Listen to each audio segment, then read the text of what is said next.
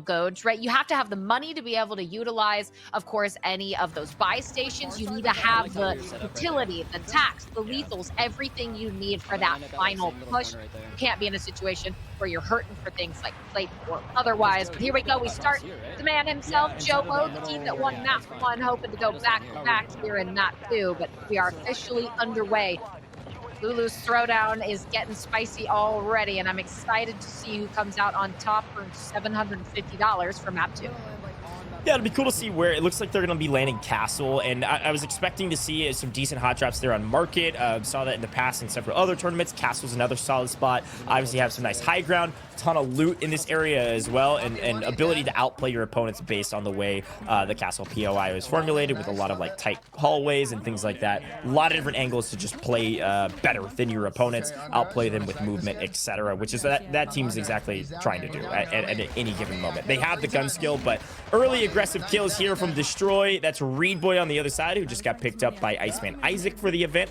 Since Reed Boy technically did not play in World Series of Warzone, counts as a non-pro. A strong team as well. Seemingly in trouble though, as Destroy goes big and finds another one. This is exactly how you want to start map 2. Destroy already with 3 on the board.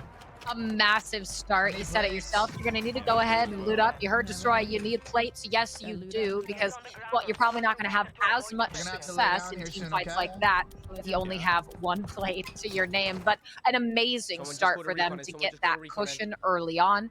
Now, a team that does not at least have any eliminations right now is Tommy. I imagine as they crawl their way to the buy stations here and try and loot up, that won't stay at 0 for too long. But there's always that fine balance in something like Resurgence Goj, which is so interesting to me for these custom tournaments, is how these players choose to weigh the risk reward of hyper aggression and also, of course, trying to get to that point multiplier with placement toward the end.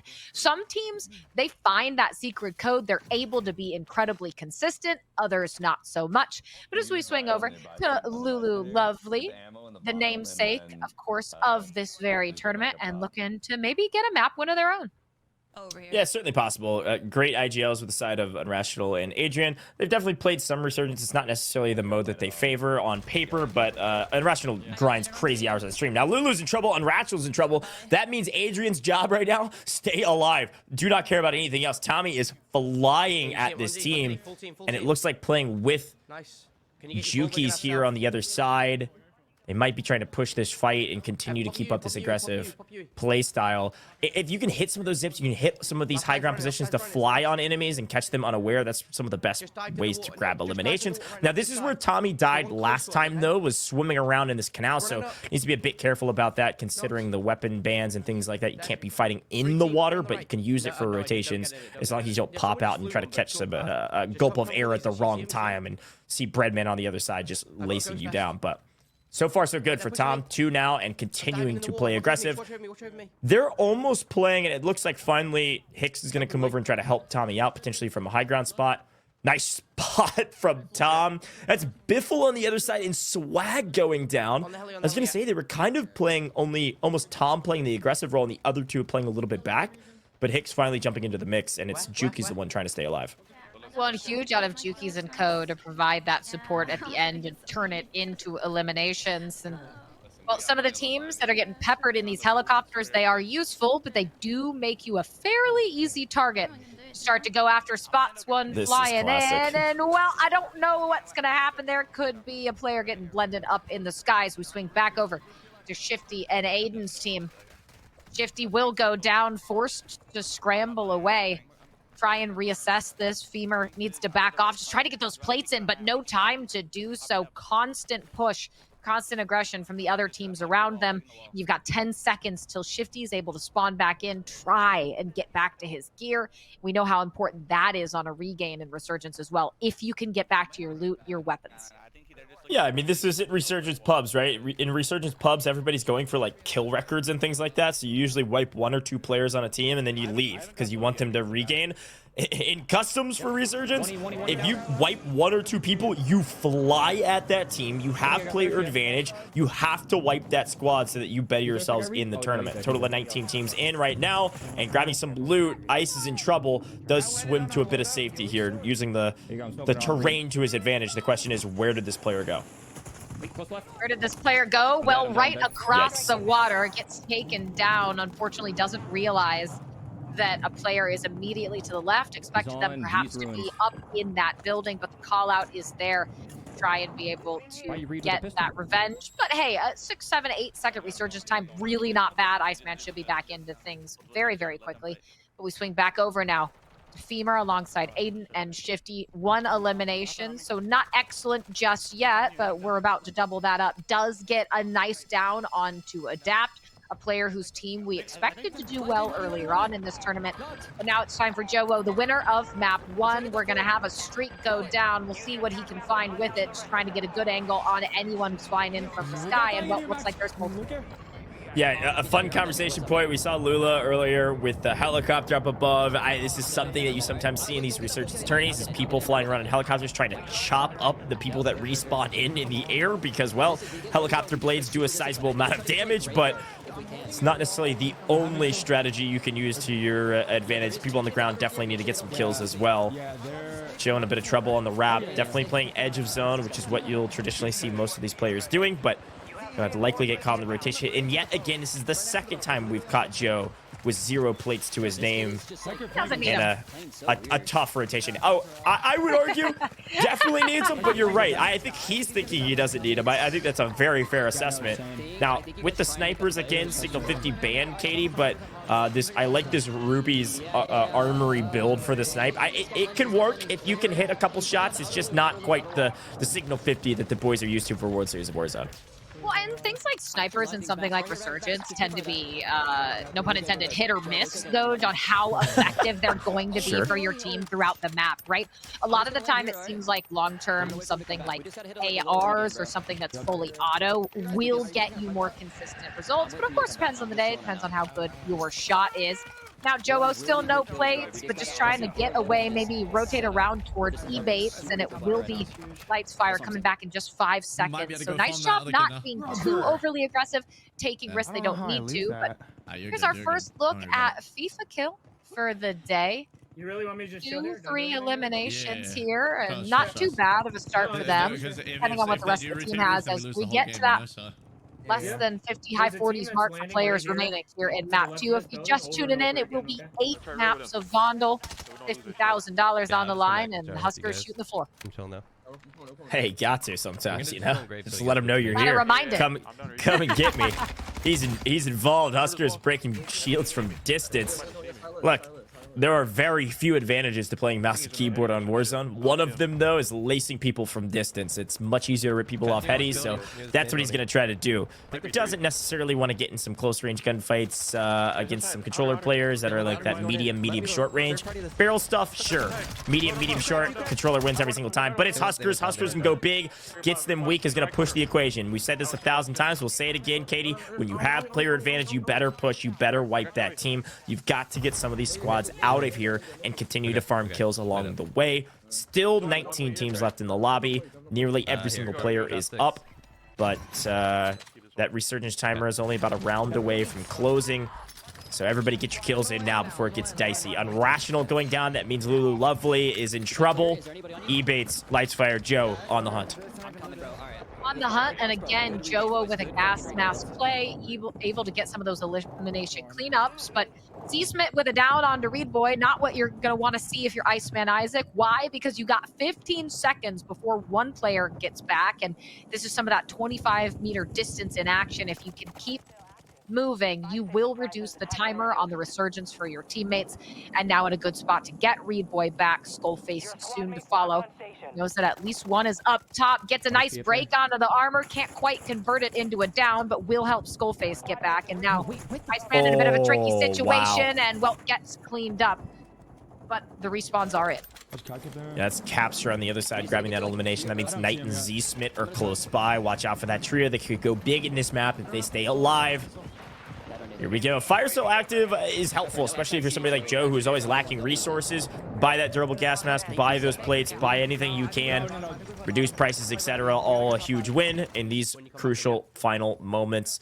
Feels like the final moments as we're a minute and 20 seconds away from the resurgence being closed. Basically, we're in the end game when that thing is closed, because all of a sudden these teams are going to drop off like you're falling off a cliff.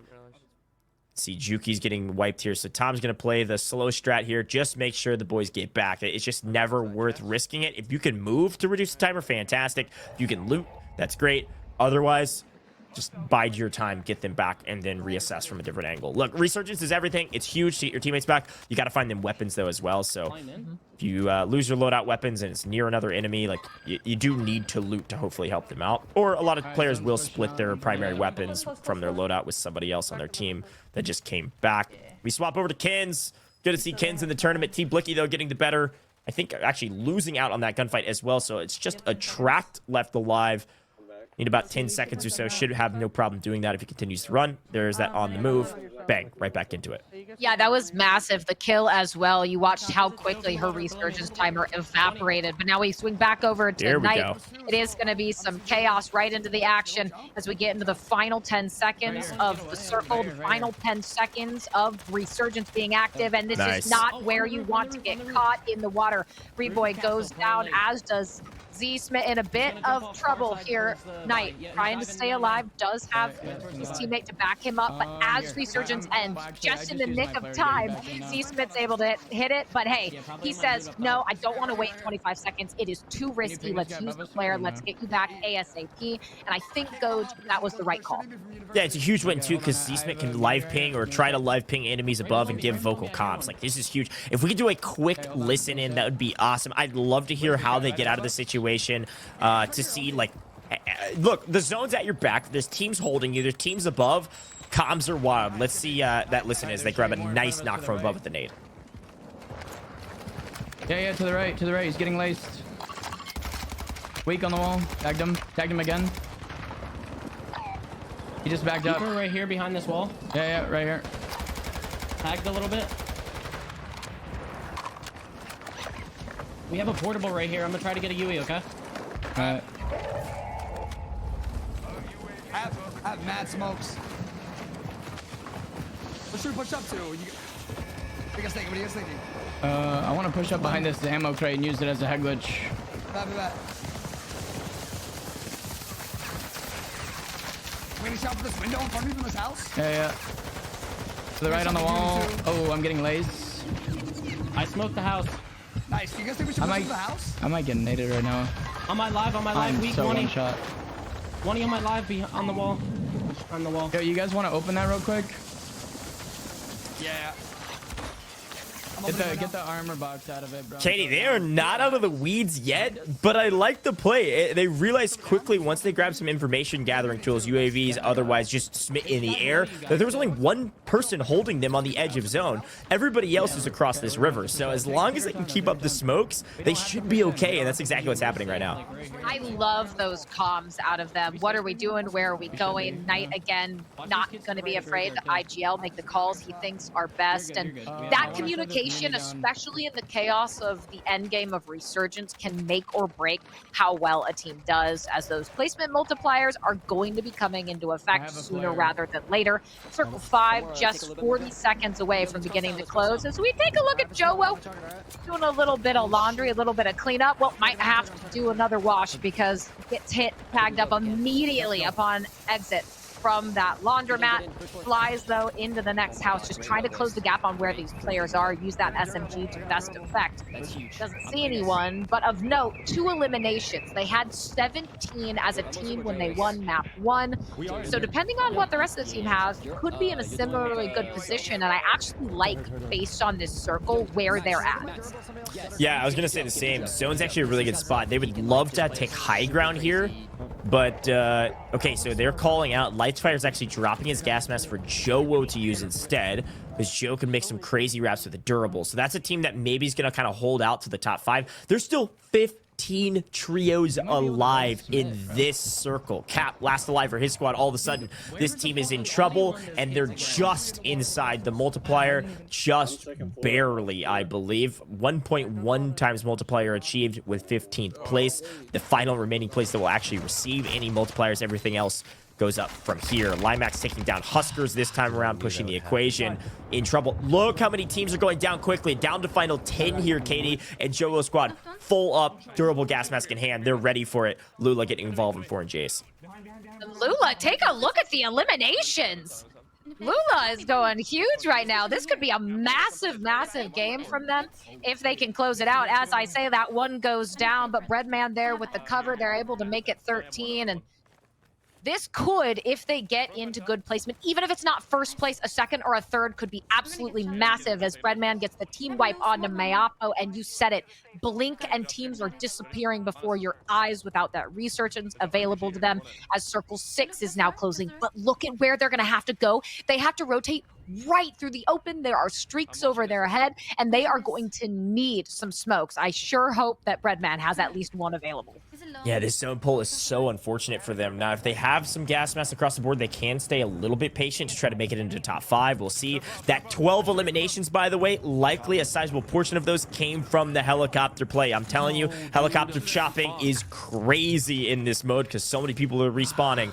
But all of a sudden, Intex pushes the equation, and Swagg's now in trouble as well. Lula, Bread, able to make the rotation as a full team of 3. It looks like Bread's actually taking a wide wrap, maybe catching a few strays, but spots 1 or 2 out. This is going to be a tough fight. However, they've set up well to get into zone. Somehow no one's looking at them. Everybody else also trying to rotate. It looks like Lula does take a fight and goes down. That's Limax on the other side that gets answered back and traded by another player on a different team. Huge, right? They're at least able to get some of those flares, those buybacks. Now Swagg doing what Coach talked about earlier, providing that in the sky POV, calling out where players are, trying to tag them as well. Granted, might be certain death once he gets low enough, but now a UAV out. But Swagg, what can you do? Unfortunately, not much again. At least Biffle there able to cover, but gets downed as well. The third player hopefully trying to keep them alive, but it's going to be the push from Believe and Co that might seal their fate. So few players left, just 5 teams in the lobby, and anyone who is trying to work their way up that staircase, it looks like it's going to be certain death. Jeez, Queen Eliminator's going crazy right now. Just dropped Biffle as well on the other side. That team's doing fantastic. Here we go. Believe goes down. They're in trouble. On the other side, though, Ken's Rosie still up.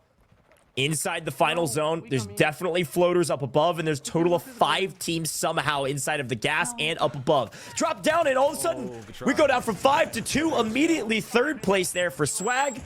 Who is left? Who is alive? Looks like we're spectating Hisoka, who potentially won that. All I know is that was craziness as per usual. The reason there were so many teams alive, though, Katie, is because we had floaters up above. I know Swagg was one of those. Tried to land and get involved. Unfortunately, wasn't able to grab the victory. If that was Hisoka winning that, which I'm not positive it was, but if it was, that's a massive victory after their last map that was fairly mediocre. Let's take a look back on some of those replays. Well, and Goj, these replays might feature something you're not going to see